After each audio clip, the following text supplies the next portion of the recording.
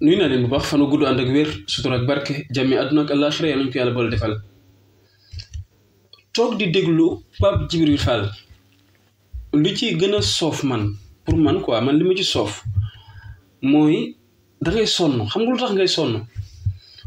mooy da nga yëg ni ki ngay déglu dafa cuune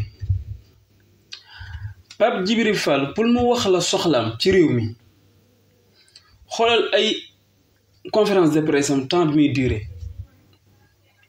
te temps bi muy duré bu fekkee 1 heure de temps la li mu lay wax ci soxla yépp bëggoon la ko dégtal nga dégg ko 1 heure de temps bi yépp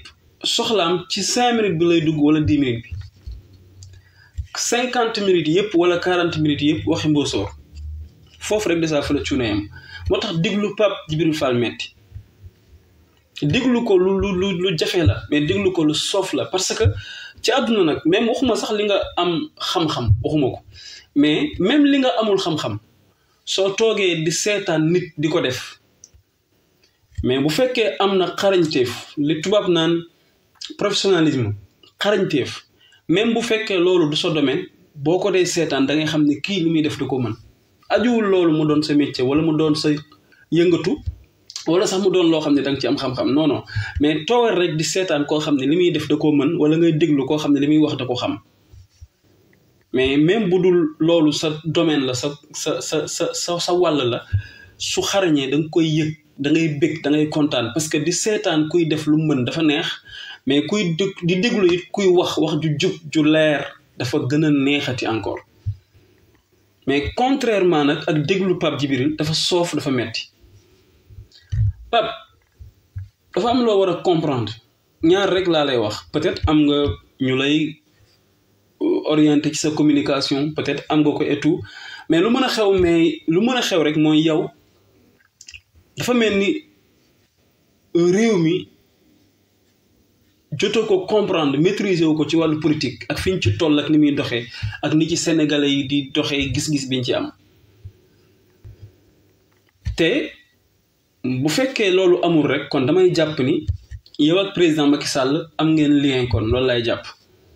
bu fekkee cuune googu amul da nga koy weddi soo amee kenn ku taxaw rek ni ma noo cuunewul xarañ na xam na li muy wax et tout kon damay wax ni moom xanaa kon dafa am lu ñu ko dig lu mu wax lu sénégalais yi Pape Djibril dafa am loo war a xam président Ousmane Sonko dadul sa moroom ci wàllu politique te bokk na ci di wut dara bëgg cee am ndam ngay nattale fi ci sa dayoyam ak sa darajayam loolu lu am solo la président Ousmane Sonko du sa moroom ci politique du sa moroom ci lenn ci lu ñuy tudd ci homme politique du sa moroom ci lenn loolu danga ko war a xam ñaar rek doy na ci Pape ñaar rek doy na ci benn bi yàlla ngi dogal même ñi ko jiitu woon ci politique ñi def ci 30 ans ñi def ci 40 ans toogal nañ seen bopp nangu ne am na lu ko yàlla may am na lu ko yàlla defal loo xam ni mais mësuñu ko gis ci histoire politique gu Sénégal loolu muy benn bi wane ni kon yow du sa moroom muy benn ñaareel bi ñoom xam gu ñu xam ni fii président Ousmane Sonko mi ngi fi kenn ci ñoom ku mën a opposé président Ousmane Sonko amu fi moo waral dañoo teel a nangu dogal boobu donte sax am na ci ñoo xam ne peut-être dañ ko nangu ci ñàkk pexe wala mu am sax ñoo xam ne dañu ko nangu ci bëñ bu weex te fekk deret jàng ca biir mais lu mën a xew mooy xam gu ñu xam ni jéem koo opposé wala jéem koo xeex munta nekk mooy da ngay fay sa bopp ci politique waral na ñu ngay jéem sax ci seen communication di ko nangul li ko yàlla defal yow nga bëgg a mel ni kuy moromanteeg président Ousmane Sonko président Ousmane Sonko boo ko xamul da nga koy laaj président Macky Sall boo ko xamul da nga koy laaj président Macky Sall actuellement moom mooy président actuel chef de l'État gardien de la Constitution chef suprême des forces armées chef de la magistrature suprême gouverneur national yor partem am base jiite Sénégal 12 ans bu limal expérience bi mu am ci politique ak lépp kenn kott rek kese ko jommal mooy kii ngay jéem a moromanteel wala boog da nga ko bëgg a def ngir ut ci buzz kon wala da nga koy def ngir ut ci tur. léegi nag xoolal tey Macky Sall doole jooju mu yor yëpp moom Macky wóor na ko wóor yàlla ni dem ak président Ousmane Sonko ci ay élection fii ci réew mi ci jamono jii ñuy dund ci at yi amul benn njariñ parce que balaa tàkkusaan ngeen tàggali ko te xoolal li président Macky Sall boole lépp ak li mu dajale lépp ci loxoom ak li ko yàlla jox lépp tey mais malgré loolu lépp yàlla settee na Ousmane Sonko ci biir politiciens yi jagleel ko ci loo xam ne président Macky Sall moo la ëppale loolu lépp yow te parewul benn yoon pour affronter président Ousmane Sonko mais yow booy wax di jug di wax mel ni waa ji daf lay déranger xawma waa ji da ngay ut ci moom buzz xawma waa ji da ngay def la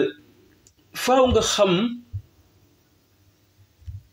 ñi nga war a xëccool ci wàllu politique pour nga bañ a fay sa bopp yow déjà rek Sénégal yëpp da nga leen bett da nga leen wor depuis élection législative ci lañ xam ni yow non Pape Djibril Fall bi doon toog TFM di jotaay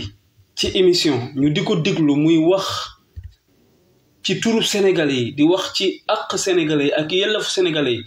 am détermination Pape Djibril Fall boobu loolu moo ko may li mu am kas néew tey ci fii tey ci Sénégal Pape Djibril Fall boobu la ñu dox ba mu dugg ci politique xëy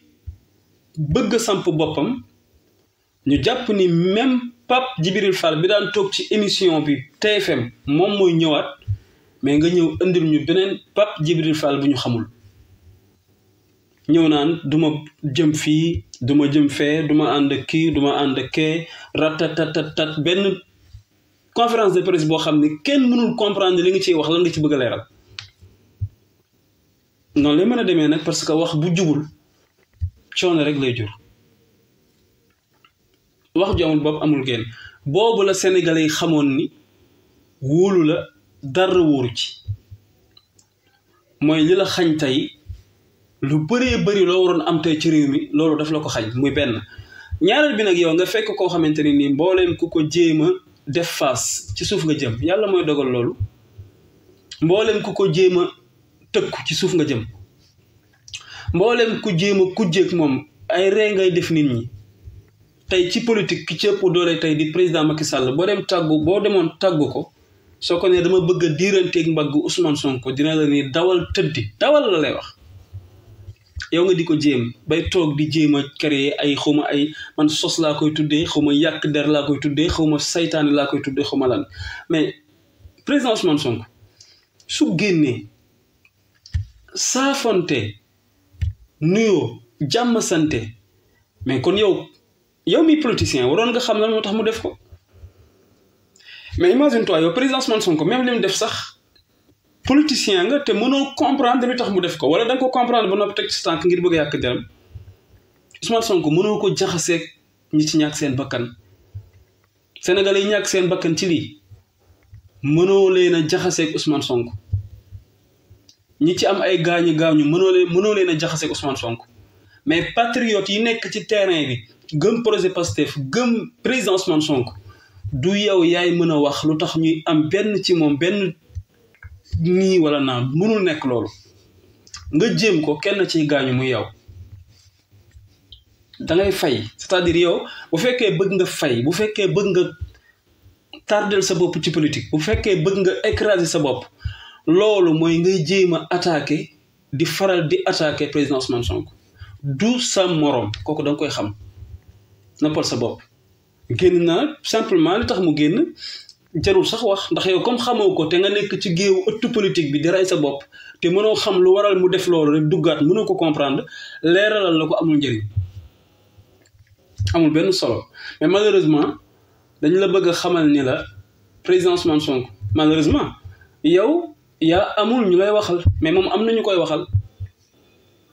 Yewwi Askan Wi ñoo génn def conférence de presse wax gi nga bëgg ñu wax ko ci mbiru ñi ci ñàkk seen bakkan ñoom ñu massawu leen jaale leen tudd ko ay leader yu la ëpp yow capacité ci politique yu la ëpp carrière ci politique yu la ëpp niveau ci politique yu la gën a lépp ci wàllu politique ñoo toogal Ousmane Sonko jaaleel ko mboolem ku mu war a jaale masawul ko mboolem ku mu war a masawu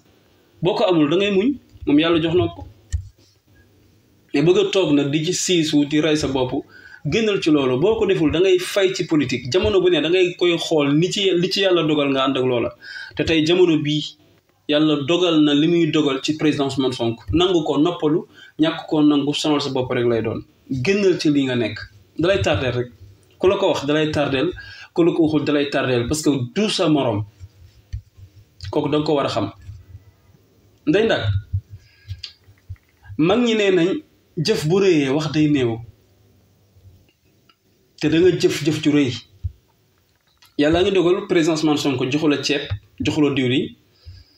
joxu la looy dunde fayu la yilifu la moomu la du sa dara amul lenn lu mu sëkk ak yow lu mooy yow lenn rek moo leen boole mooy deretu gor mooy da nga ne ci réew mi yor say bët di xool réew mi soxal la nga yor say nopp di déglu réew mi soxal la te bokkoo ci ñi nga xam ne seen intérêt bopp rek ci la ñuy dox bokkoo ci ñi nga xam ne bu ñu bokkee ci biir di lekk rek dañuy muuma bokkoo ci ñi nga xam ne dañoo wane ne réew mi soxalu leen bokkoo ci ñi topp vent bi rek fu nit ñi dem ñu jëm fa li olof naan bokk ci coow li xam li xew ko gën yow yaa am yitte ba xam li xew bi nga xamee lu xew nga rangé wu ci dëgg te mooy fi mboolem ku nite rangé wu mooy ci ginnaaw programme Pastef ak Ousmane Sonko génn toog jël sa position wane ni carrément lii la yàlla dogal ci moom na ko ñëpp nangu taxawaay bu mel noonu jëf ju toll noonu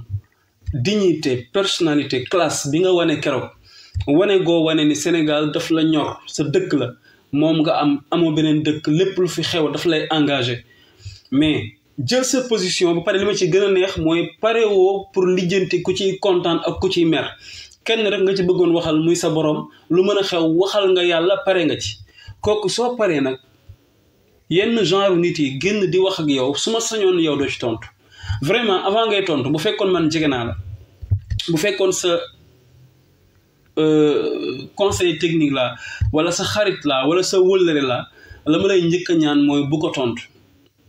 parce que bu jëf rëyee wax dafa war a néew te vraiment dafa am loo xam ni li may wax léegi rek ci diggante président Ousmane Sonko ak Pape Djibril Fall mii ci kanamam di jéem a lappi di ko dir mbagg mais non seulement yàlla moo yamalewul cër yi yamalewul dayo yi yamalewul dara ñun nag loolu suñ ci nekkee tey président Ousmane Sonko mbooleem tey ñi nga xam ne am na leen te ñi ci gën a riche gën cee am dayo ak solo pour man di doomu daaray Pastef ñooñu rek ku ñu nekk ci ginnaawam keneen ku ñëwaat tàbbi ci wax dëgg yàlla xaj nga fa doomu daaray Pastef dong doy na ci ku ñëwaat bootu ci ginnaaw Pastef ak Ousmane Sonko am nga foo ko teg sans compter international diaspora bi sans compter université jàngkat yi sans compter tukkikat yi et cetera ñëw ci ginnaaw Ousmane Sonko loolu lu yombalayal la loolu position la bu baax la et cetera man dama la koy ñaan bu ci defaat tontu bu ci defaat sorti parce que jaaduwul ngay wax ak moom kuy wax da ngay wax ak sa nawle te vraiment du ngeen ay nawle yu ñaar di bëggee internet yëpp yi ñuy suivre ñëpp di bàyyi xel ñëpp nag waaye xëy na rek tàgge boo gis am na jàppal diw olof a ko wax di ci rek cité Ndaro Fall Baye Serigne Kiné Diagne Omar Dramé ak mboolem ku ñuy suivre ñi ngi bëgg ñëpp ki seulement ñi dañ ci gën a fës rek moo waral ñu tudd leen yéen ñi fësul tekkiwul ni dañ leen a bàyyiwul xel wala dañ leen a bëggul tudd incha allah rabbi lépp luñ ci mën ci képp koo xamante ni rek jàpp nañ ni feeñ nga fi ñii feeñ dinañ jéem di la citer incha allah rabbi parce que bëgguñu kenn yëg ni dafa am ku ñu wuutaleeg sa morom ci kër gi ñun ñëpp ñoo ko bokk. fanu gudd ànd ak wér sutura ak barke jàmme àdduna ak àllaaxira yal na ko yàlla boole defal beneen yoon incha allah.